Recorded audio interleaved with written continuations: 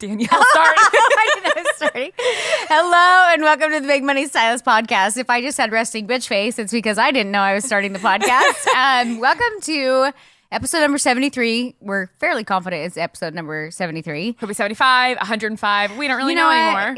Do the listeners need to know? I mean, because maybe they're like, oh, I think I heard, like they're going to remember, oh, I heard 73. Like they're not going to remember. I don't know, because you know what? I started listening to this podcast and now you know. And I look through the numbers. I'm like, oh, what did I just finish? Because I'm backtracking now because I'm like all caught up. So I go by numbers.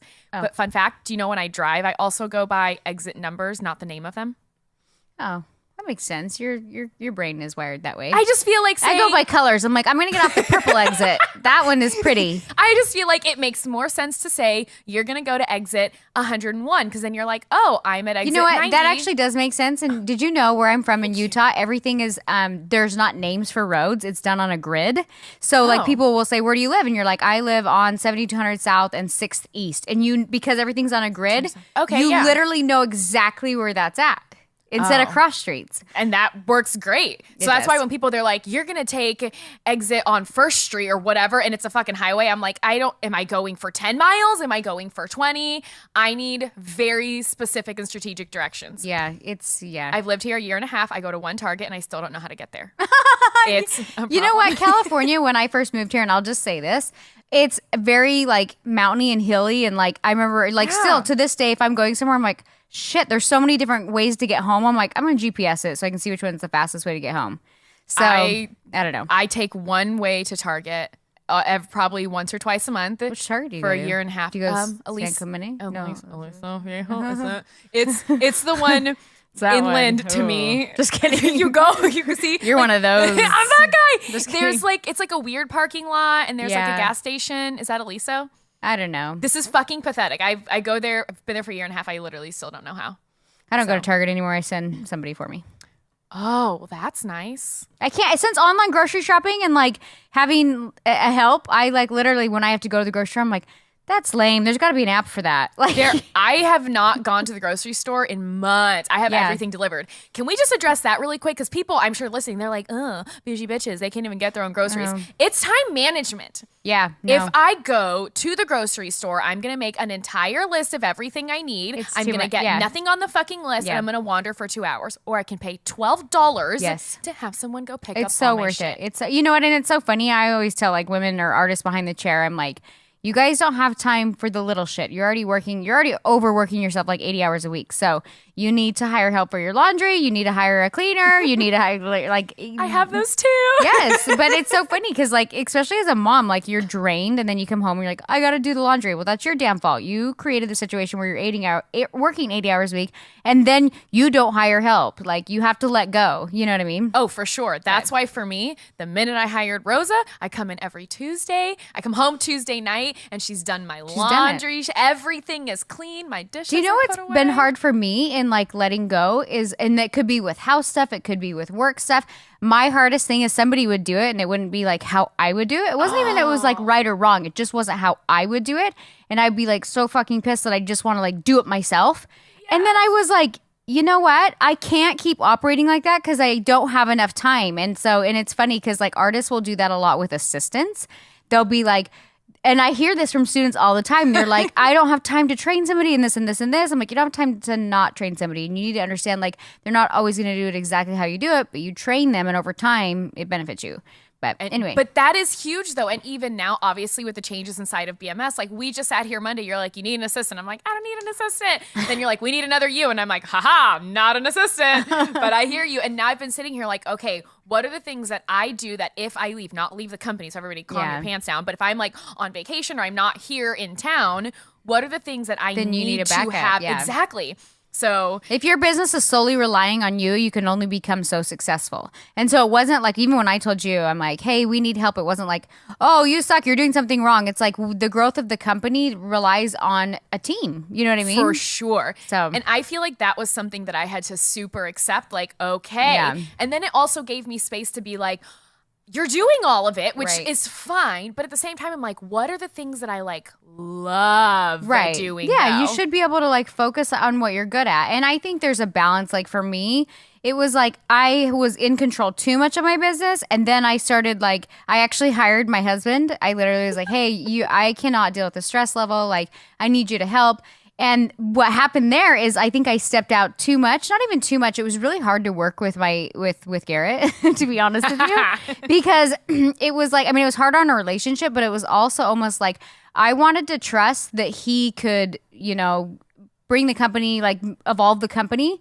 But then I would try to say like, I was like kind of out of the loop, and then I would try to tell him how to do things. You know what I mean? Yeah. And it's funny because I actually I fired him as like my CEO with the salon and the education. Now I'm like the CEO, so I'm trying to like be a part of everything, And then like yesterday we had some shit go down, and I told him, and he's like, automatically, he's like, do you need me to come down? Do you want me to do this? And I'm like, no. And he's like, oh, you should do this. And I finally had to be like, you are basing your opinion off of ignorance. You haven't been involved. You don't get to say. And that's probably how I felt for like an entire year when I was like, yeah. But I almost had to step out because I was like so controlling to the point where I was like, I'm just going to close my eyes and hope it works. You know what I mean? And it did work to a certain level. But then, so I would challenge you guys like out there, if you're a salon owner, a business owner, whatever it is, like, if you're like kind of learning to delegate and you're hiring a team, you still have to have like weekly meetings. You still have to kind of be in the know of what's going on in your company so that you're not like, fuck, how did that happen? Because you were too busy on focusing on your niche and you're like, I'm the artist.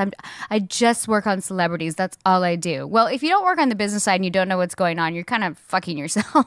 Well, even one of our artists actually sent me a message inside a mastermind, and she was like, Ani, I'm freaking out. I'm stressing out. Oh my God. So of course I think the world is ending, and obviously something serious happened. I was like, what's going on? And she's like, I hired my first assistant. I was like, are you fucking kidding me? Like, this was the 911 emergency you're coming to me with. And I said, what's wrong? And she's like, I'm just stressed out. I'm like, cool. Well, when does she start? She's like, tomorrow, which is today.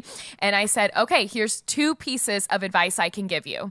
Number 1, you're gonna have to slow down right now, but that will help you speed up later. Right. Second piece of advice, you have to, in your mind, assume they know nothing, which I'm not saying treat your assistant like she's a fucking moron. Don't be an asshole.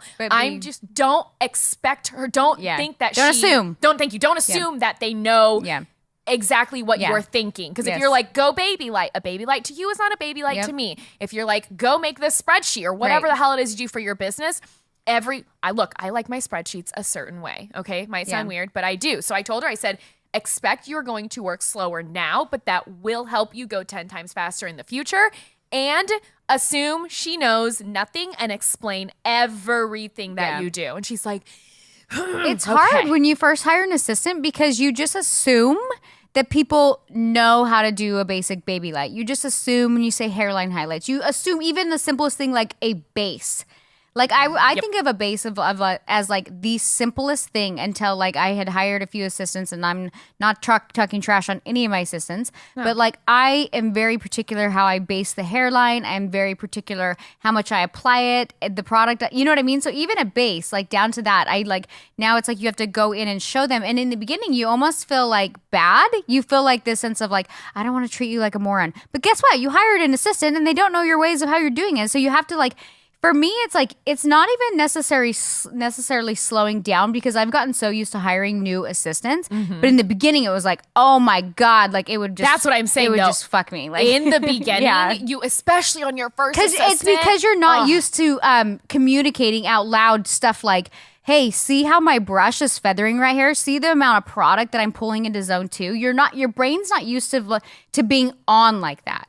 And so you just do because it's natural. Yes, but it makes you a better artist because you realize like, oh God, that's why I baby light like that. Oh God, that's why I pull my foils back. Like, oh, that's why I tease the hair like that. So it makes you understand why you do what you do and become even better and be able to give yourself better feedback. So just going back to like, if we have a student listening to this, like it does slow you down in the sense that you have to like think about what you're doing. Yes. And then just know, like if you ever, because I hear this a lot too, people be like, oh my God, I spent like a year training this assistant and now they want to move on. I'm like, oh, that's weird. They didn't want to be your assistant for the rest of their entire lives.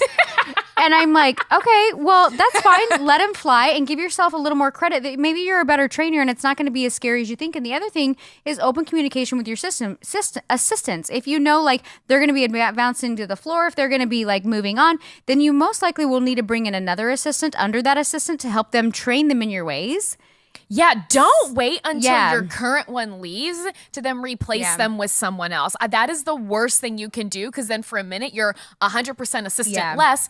And if you have one that's on the way out for good reasons, bad reasons, it doesn't matter. Just leaving, they can help train the new one as well. It's a team. Did you know that's why I used to only work with one assistant, and now I'm like, I have to work with two because of that transition period when I would have an artist go onto the floor and I'd bring in another one. And then I got so used to working with two, like when the other one's ready to go on the floor, I get all panicky. I'm like, bring another one in, because I'm used to having two. So, but it does, I'm bougie like that. No, I found like a flow and a system that works. And so like even inside the assistant game, you kind of find something that works, which brings us into our topic that I really wanted to talk about today. Yes. And we mentioned it last week. If you missed last week's podcast, we talked about like the integrity behind being a business owner. It's like hair, social media, there's such an abundance of information available that the worst thing you can do is mislead clients. And so we just touched base on like integrity, know what you're offering. Like that'd be like offering Orbe shampoo and like swapping it out for Suave and selling it to a client. That's how bad it's getting in our industry. And I think that people are playing dumb, but it's because there's not a standard set in our industry. It's not like, hey, this is natural beaded rose. This is not something hand-tied hair. So it's like taking a stand of like, these are not the two same products. Like this is Suave and Orbe. Like, come on. Yeah. Or this is, I mean, that's a really big scale. You can even say Redken and Schwarzkopf, whatever. So, but what I'm saying is stand behind integrity. And the other thing that we talked about is, and we said we were going to come to you guys, is social etiquette behind the chair. Because I think we forget that we're in the service industry. I see so many artists get a big ego and a big head and this mentality. And you know what? It could be older clients. It could be younger clients. Stylists. I'm not going to point anybody out. You know what's so funny? I think both age ranges have a little bit of both. But let me tell you, I'm not going to sit here and be like, all youngins are whatever, or all older artists are whatever, because we actually have an artist in Mastermind right now who's been doing hair for 40 years.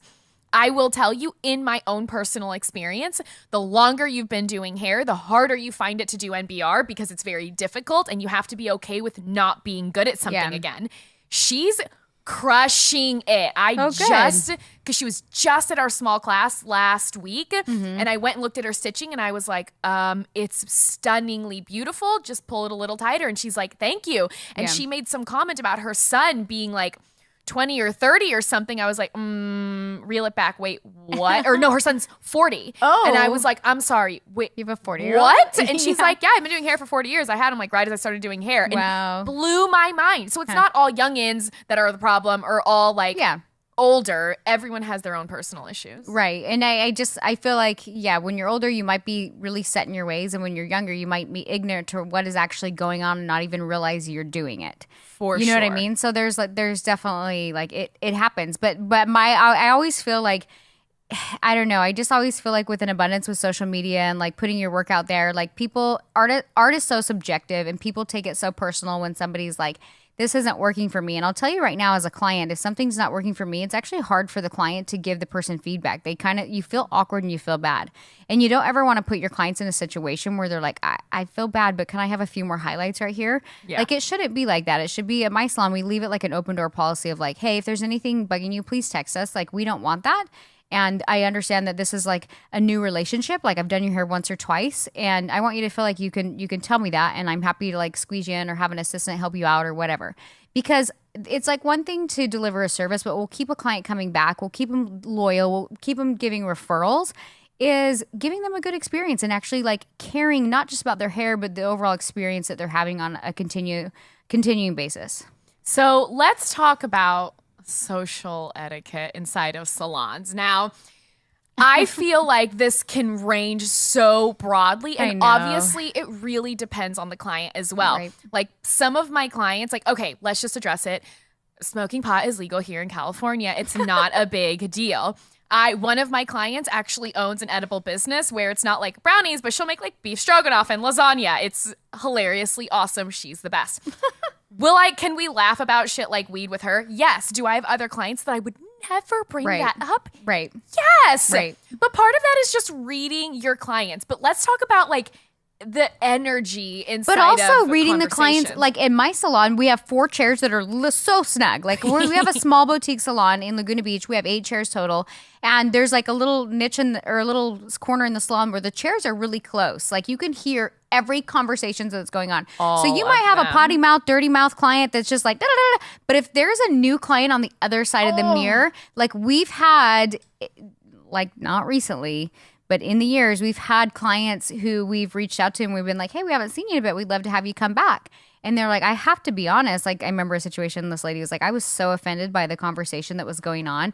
And I'm thinking of the girls that were working for me at the time, and they were fun to like go to the bar and drink and do. And I feel like it was like bar talk, like, you know what I mean? And I was like, God, like when I'm there, I would always like let it kind of like be funny. But the minute I felt it like was getting a little bit inappropriate, too far, I would always cut it off. But when I wasn't there, I could see it just jumping right off the cliff. You know what I mean? Yes. I actually have a client right now that has been with DKW, I mean, for a solid minute now, because she was here last year when we had the artists and I started doing her hair. I didn't start her hair back then, but she came once and then didn't want to come back. Yeah. And I've been doing her hair for a while now. Yeah. And when she first came to me, she was like, okay, I don't want it to be weird. She's like, here's why I didn't want to come back. Here's the conversation that was had. Yeah. Now, I will say, you can't offend me. Like, bad words don't offend me no matter what the word is. Like, for me to be like, oh shit, that's inappropriate. It was pretty bad. It was, these are like, I feel like these aren't even jokes I would make, and that's how bad it was. You get chummy with those you work with. And so I think that as a stylist, like sometimes the client's sitting there on their phone or doing their thing or reading or whatever. And so stylists, I mean, I'll sit and talk to my assistants, my stylists, like whatever. And the client doesn't care. Like you have to be able to read the client's energy enough to where like, if they want to talk, then talk with them. If they don't, then don't be weird. And you know what? And that's when I'm like, I'll sit and banter with my assistants and then they'll kind of be listening and chime in and like. That happens all the time. Yeah. And it's a comfortable space to be in. The other thing with social etiquette behind the chair, please don't play 20 questions with your client.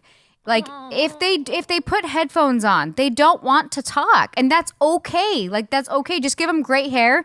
Ask them for feedback. Like, hey, does this bead feel too tight? Like I'm always doing like little stuff like putting the hair. I'm like, what do you think about this color? I really love this. You know, like ask them for feedback as you're working or whatever. Or if you want to ask them something, great. But if they have headphones on, like let them be. You know. So let everyone know, secondhand embarrassment for me is like a really big thing. Like if people are doing weird, embarrassing shit, I want to like cringe into myself. You can't upset me. What's secondhand embarrassment? So imagine like, let's say Garrett were to trip and fall. Well, he wouldn't be embarrassed. Let's say one of your girlfriends was like, you're walking into a bar and she trips and falls. Okay. It didn't, like, that's embarrassing as fuck. It didn't happen to you, but it's so embarrassing for her. You're embarrassed for her. Yeah. Okay. Like you almost, like you feel like it's happening to you. Secondhand embarrassment for me is so fucking hard. So when I see stuff like that, or even like assistants are asking insane questions of the client and I'm sitting there like, you're like, don't. I actually address this with my clients because when I feel the vibe of like, I don't think they want to talk, or I know I'm going quiet, I'm just like, hey, just letting you know, if I don't talk a lot, it's not that I don't want to. I'm just I'm like laser focused on this. Yeah. If you want to talk, please do. If not, just let me know. And I'm good in comfortable silence.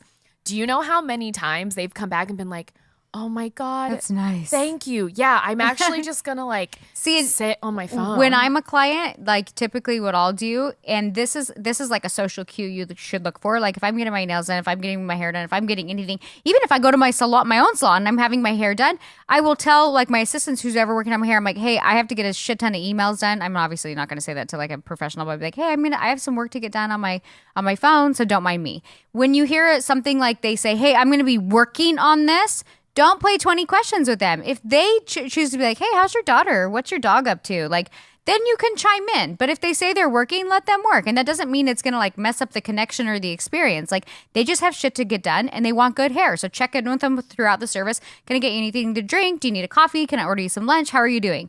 You know, just like check in with them and that's it. But don't harass him. Every time I can tell that anyone, whether it's an artist or a client or whoever is playing the 20 questions games, I'm ready to die. And one thing I would like to address, and this is for all business owners who, I don't care what business you're in. If you have a business where you are working in front of the client with someone else, so obviously hair, or let's say even like accountants, if you have an assistant, it doesn't matter. If you are doing something, you have an assistant and you're working in front of the client, you need to have a big discussion on your client. If, for example, hairstylist, if you're like, hey, go mix me 1 and 2, whatever, blah, blah, blah. And if they go, we don't have that, and start yelling across the salon, I'll fucking kill you. Like, don't do that ever. And so we don't have that formula. The client's immediately like, you're going to fuck up my hair. Exactly. Like, why don't do that? Or don't come up and be like, we only have this. Will this like work? I'm like, son, is this good enough? A bitch. Look, I say it because it actually happened. Yeah, so I was sitting here like, oh my, like ready to. I'm that immediately whenever makes that happens sweaty. to me, my eyes get all big, and I'm like, cool. Thank you. I go, all right, I'll be there in 1 second to mix it up myself. And I think at that point, once I'm like, you know what? I'll do it I myself. have been guilty of like when, okay, this was last year. I had I had a shadowing student come in. She was training with me all day. The model / client in the chair, like I felt like I knew her. Like she was getting all free hair. Like I felt like we could kind of talk the shit, whatever, you know. There wasn't in my area of my salon. It's kind of like more private. There's not as many. Like I only have 2 chairs, and I usually use both at the same time. Anyways, I have my shadowing student. She's sitting there, and as she's listening to this, she'll laugh because she'll remember it. But she was sitting there. I'm like, hey, the last day I have them do hair, and I kind of watch and critique and whatever, you know, and help them. And she started rinsing her model, and I was like, oh, I would have let it process a little longer. But I said that in front of the client, and she immediately was like, oh my God. I'm like, it's a little tangerine-y. Oh, Danielle. And somebody who wants to be an icy blonde doesn't want to hear, hey, that should have processed a little longer. Or the word and tangerine. And they're already and she's already rinsing it. And I'm like, oh shit, I just said that. And then she's all awesome. And I'm like, and then I was like, well, you'll be fine. She's going to tone it. And then she looked at me and she was like, give me this death stare. Like, no, what did you just do? And then I was laughing. I'm like, you'll be fine. She ended up toning it. It was beautiful. But I was like, whereas I wouldn't have said that in front of a client. Yes. But it was like in a training experience. I'm like, cool tangerine hair. And then I was like, oh, you're fine. Like, you're getting free hair. You knew you were a model. Like, you know. Yeah. Oh, and already hearing this, I'm sinking down a little like, you know what I always say? And this is so funny. And you guys will laugh because you're in the hair industry, is clients are like, when you're doing the toners and the stuff at the bowl, they're kind of like, how does it look? And I found this like funny meme. They're like, it looks wet, but you can tell what it looks like when it is wet to an extent. Of course you can. And so I always tell people, even if I can't tell, I'm like looking through the hair and I'm like, oh, beautiful. Oh, stunning. Look at that piece. And they're like sitting in the shampoo bowl like, it's going to be so good. You have to, yes, you have to read clients. So that for me, oh my God, that's just, don't ever come up and be like, ooh. Even, and myself, because I'm the trainer here, I come in and I look at the artist's work all the time. Like there's literally not a day, Monday through Friday, that I don't pop into the salon, walk around, say hi, see if anybody needs anything. Like I'm always wandering in and out, and I'll walk by and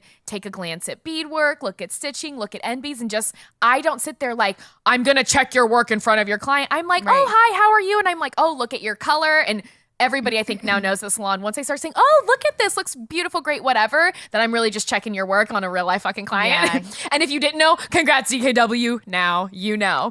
But here's the deal. I would never address it in front of the client. I'm like, oh, everything looks great, wonderful. If I were to see something detrimental happening, I'd be like, oh, so-and-so, come here really quick. Off to the side, away from the client, not be like, ooh, that looks too tight or that's off. Never. Well, you have to be so careful, because there's been times where I'll do the same thing. And if I see somebody like where the bead just looks off or whatever, like whatever it is, I will come over. But I think I have a little bit, I have the authority to do so because I'm like the creator of the method plus a salon owner. Mm-hmm. So I think clients appreciate it. But what I'll do is I'll be like, oh, you know what? I don't say it's wrong. I'll be like, ooh, try this. I think this will work out better for her hair. And I'll like just look at the stylist and kind of show them a little tweak or something. Mm-hmm. And then I'm like, so how are you? And I think the client appreciates it when you're just like, oh, this looks awesome, but try this. Yeah. You know, like something like that is okay to do. Or there's been times where I'm like, the color blend, like people are placing hair and I'm like, hey, come over here for a second. And then I'm like, ooh, that color you put on top, I don't love it. Like, Don't do it. I'm like, put this one on. And she's like, how do I do it? I've already pinned it. I don't even know what to say. And I'm like, okay, well, I'm like, I got this. And I come over and I'm like, oh my God, hey, I have this new color. I'm going to have her unpin this and put this color on because I'm so excited to use it. And the client's like, oh, okay, cool. You know, so you have to, however you frame it, and you just have to be very careful about the client's emotions behind the chair. And I'm going to address this one last thing. There's 2 no-nos in being behind the chair. Number 1, don't air your dirty laundry. Don't talk about yourself. Like, if my clients keep prodding me for questions about myself, I know they just are chatting. They want to talk, and I turn it and ask them questions about them. Yes. I quickly, politely answer like, oh yeah, my kids are doing great. Oh my God, I saw on social media that so-and-so is doing this and this and this. If they ask you questions about their kids, they most likely want to tell you about themselves. That's what I've learned working behind the chair. So social cues, like something as simple as that. And the other no-no behind the chair is, and I don't care if you're talking with your assistants, don't ever talk badly about another client with a client in the chair. That's where we ended last week. I'm like, even if it's something like, oh man, that lady was a tool. I can't believe her. Da, da, da, da. Like, even if it, like, just don't. Even if it was like a legit crazy client, like there's been times where like it'll come up and I'll be like, yeah, you know, and if I feel that conversation going that way, I'll be like, yeah, you know, I felt like we really did everything we could. And then I'll quickly change the subject. Mm-hmm. You know what I mean? Don't sit there and harp on it. Yeah, don't harp on it. Don't be like, do you want to hear something crazy? Yeah. And look, we have friends that are inside the salon, like clients who are friends. The last thing you ever want to happen is you're sitting there and you're like, did you know that Sally Sue was such a bitch? And then someone across the mirror is like, I'm Sally Sue's friend. Yeah. It's just like, and you have to be very conscious of it because I think people are unaware that they might be, they think they're stating the facts and it's just gossip. So like, you know what I mean? They're like, well, that really happened. Well, you're gossiping. And I get it. Gossip is fun. Like, it kind of is. Like, a few drinks with your girlfriends, like, things are going to be kind of fun. And then you're going to wake up the next morning and be like, fuck, did I say too much? And you probably did. But just know, like, behind the chair, like, you have to be super careful with what you say and how you say it. And even, like, we've had, like, past stylists that no longer work with us. We've had some that leave on great terms. We've had some that leave on not great terms. And I have told every person in my salon, I'm like, if they say we're so-and-so or what happened, just you don't have to sit and harp about it. Like, you can just be like, oh, this is what happened. Be professional about it. Do you know what I mean? Yeah, and that is such a big thing and when even if people you're really leave. close, even if Yes. you're really, say, like I had a few clients that I was super close with that I hung out with, like, besides just behind the chair. And I would tell them, you know, what happened. But be careful because, like you said, there could be somebody next door that's like, oh, and then they hear it and this and that. Do you know what I mean? So just put on your professional pants. And it's one of those things, like, if you have someone that leaves, you don't have to, I feel like it's a fine line of you don't have to gloss it over and be like, oh, they're gone? What? Oh, you know. No, address it. Yeah. And that's the thing. If you start borderline lying and you're like, and stuttering, then it looks suspicious. But it's okay to be like, hey, it just didn't work out. Yeah. And it doesn't have to be hush-hush or weird. No, and especially because I feel like in this industry, we have a very, very hard time separating personal and professional. Right. Like, I'm friends with people I work with, but even then, they all know. Like, I have one in particular who always says, okay, am I talking to Coach Ani or am I talking to Ani? And I'm like, you're talking to Coach Ani. And that immediately changes the entire conversation in, okay, not that we're not friends, but right now, this is your boss speaking to you. Like, here's what we need to address and here's what we're doing. As opposed to like, so let's get a margarita and talk about whatever, you know, there's just a difference in that tone. And I think in the work environment, you have to set that frame. Do you know what I mean? Yes. You have to be like, and I've had to work with it on my artists. I'm like, hey, you guys sometimes giving me, because I genuinely love like hanging out with everybody we work with right now. I'm like, hey, I want you guys to understand, like, I have to give you feedback as the owner based on like what I'm seeing, but it's hard for me because I'm also friends with you guys. And I tell them that, and then like setting it up like that and then giving them feedback, they're more receptive to the feedback. And they're like, oh, thank you for the feedback. I'm like, you're welcome. I'm, perfect. For me, because we also have so many places, we have so many apps where we talk and do like different things. Yeah. For me, I've banned all work through normal text. And you know, I do this to you all the time. You're like, Ani, and you'll start texting me and I'm like, nope, send it in Slack. Slack is the work app. Or like nothing personal goes in Slack or workplace. Okay, there was a hot minute that I had to get a new phone and I had none of my apps and I'd get so pissed when Ani would text me that and I'd be like, I don't remember my damn passwords. I'm like, I'm sorry. Texting me is for personal things. I won't be, I literally like don't respond respond to work things. I'm like, you need to Slack me or Vox me. I won't text it anymore. Yeah, if you guys don't have the app Voxer, it's like a walkie-talkie app, but it's kind of cool. Like you keep like that's a good way to set the frame too with inside your employees. You could be like, hey, if I text you for drinks, you know that's personal. If I Voxer you, I'm not Voxering you to talk about drinks. I'm Voxering you to talk about work fucking content. work. Yeah, so it helps Yes. like maybe in your own salon, that might be a good thing for you guys to download. Voxer, it's like a walkie-talkie app, and you can just be like, hey, what's going on? And that for me helped me do two things. One, keep everything separate because I'm trying to find a line of this is my personal life, personal time, Right. and here's work mode, like whatever you Right. need. And that made it a little bit easier. So like if I'm away for a weekend, even like when we all went to Vegas, Right. I have 3 apps that I use specifically for work. All of them went on mute. So I was like, nope, you're not contacting me. I'm not working right now. I think I have my Voxer and Trello notifications on. I can't remember. I don't think I have Slack notifications on. But I will You should say turn Slack on. I Slack you all the time. I know. And then I have to text you and go, Danielle, did you text Slack? I forget about Slack for some reason, but you know what? Too, I think it's important. Like we don't work Saturdays at the salon. Like we're like the only salon that's like, sorry, we're not working Saturdays. But I try to respect people's time on the weekends. But sometimes I'm like, ooh, I have an idea or a thought or whatever, and that's where I'm like, I'm gonna Voxer it so they know. Like, I don't expect you to respond to this right away, but I want to like put this in there so like Monday morning you can check it. Oh, really? What are you We gonna should say? talk to the entire team about that because I've always felt like I have to respond then and there. That's why I would just turn Oh. notifications off. Well, maybe we should tell them that because what I do is if I want their attention right now, like if I feel like it's super important, I'll text them and I'm like, you need to check Voxer. And then my response is, Slack me. Yeah, but on the weekends, I don't like. I try not to text people. Like Crystal, I know was away for her like anniversary, and I was like, I don't want to bug her. But there was things that I kept thinking that I wanted to address, so I just put them in Voxer, and I was like, I didn't say go check Voxer. I just thought when she's back on Monday, she'll check Voxer. You know what I mean? See, and for me, because normally my notifications are on, Yeah. if I see it, I check it immediately because I always assume everything's really important. Yeah. Oh, well, now knowing I don't have to answer right away, Danielle, you're like, oh, I should have maybe I'm like, talked about damn it, this. maybe I shouldn't have done that. But Okay, anyways. so all right, so But all in all, just really watch the shit you say inside of a salon. And as important as it is to like, yes, have that, I feel like camaraderie inside of the salon and with clients and everything else, also keep it professional, Yes. which doesn't mean you can't have fun. right. But there is, if I'm saying, and me who is pretty okay with about everything, if I'm saying there are lines that you can't cross, like guys, Right. those are some pretty hefty lines. And be careful too that I've always taken a lot of pride in my salon. Like people come in, they're like, oh my God, you guys have so much fun. You have great energy. Like I love it. And then I've had clients who are like, who said in the past, they're like, the energy started to get weird and it felt very, not bougie? What's the word I'm looking for? Pretentious. Oh, okay. And they're like I don't think we were trying to be pretentious. I think the energy got weird because there was people transitioning out of my salon. And so it wasn't that same fun, like open communication vibe. And the clients read that as snooty and pretentious. And I was like, damn it. So like if you're a salon owner again too, or even if you're not a salon owner, be very aware of that vibe because chances are if you're picking up that vibe, so are clients.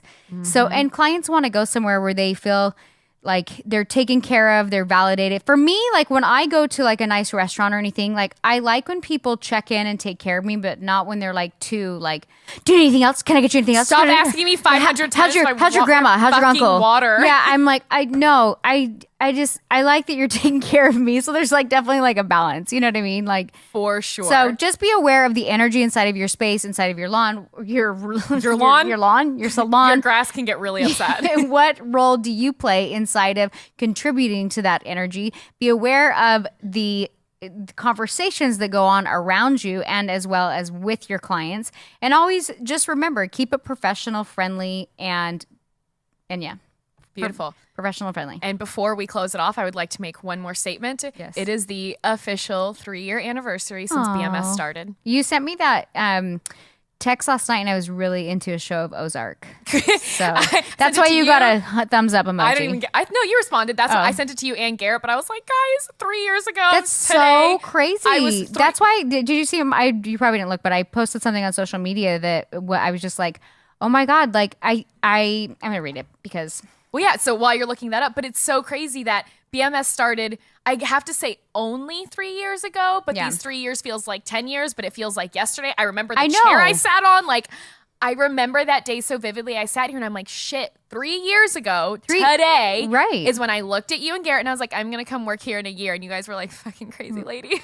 You must have told Garrett that because you know what's so funny? You scared me a little. You sent me that picture and I was like, oh, cute. Look, Ani's standing by me. Like, I didn't even notice you standing by me. Like, You scared me back then. Oh. You made me really nervous. And really now, sweaty. but I remember that energy I felt around you. Not because like, ooh, Danielle's mean, but I was like, it's Danielle. And I'm like, oh, this is how my students feel now. When I come up to look at their work and they're like, I can't do anything when you're staring at me. I'm like, okay. You're like, sorry.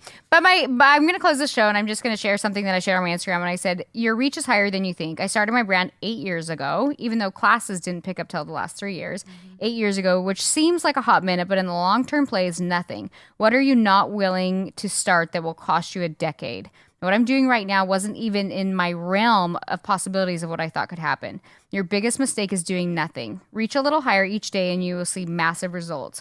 Never overestimate consistency and measure your pace based on your results. And I just kind of like, I feel like there's so many like little things. Even if you go back and you look at your work over time, like if you commit to taking photos and improving your work, like I look at my photos like 3 years ago and I'm like, that shit's embarrassing. But at the time I thought it was great. Do you know what I mean? And so I just think same goes with business. And I feel like I see so many people that are on the same damn loop. And I'm like, yeah, I get it. You're really, really busy. But are you progressing forward in life? And what do you need to do to kind of take a step back and be consistent at what you're doing, but base it on results that you're seeing? Because you can be consistently doing the hair for 40 years. But if you're in the same damn place, like that's what causes stylists to burn out. Do you know what I mean? Is I just get to this place they're like, oh my God, I've been doing this forever. Well, choose to change it. And so many people stop doing hair in our industry because it's so weird that they'd be willing to start something new, but they're not willing to start making changes inside of the hair world or inside of our industry. And they just think, oh, well, the system's broken, so I'm going to go do something else. But you'll repeat the same habits, same patterns, same behaviors, just in a different industry.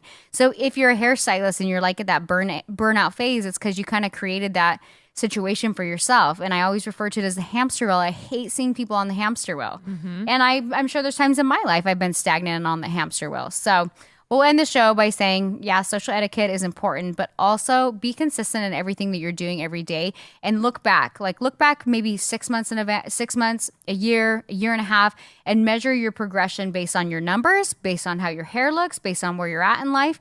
And when you see that momentum pick up, it pushes you forward to continue that momentum. So anyway. Thank you. So thank you for being here for the Big Money Stylist podcast. And if you would like to see our new podcast studio, go to bigmoneystylistnow.com and you can take a look. And thank you for being here with us for episode number 605. And we will see you next week.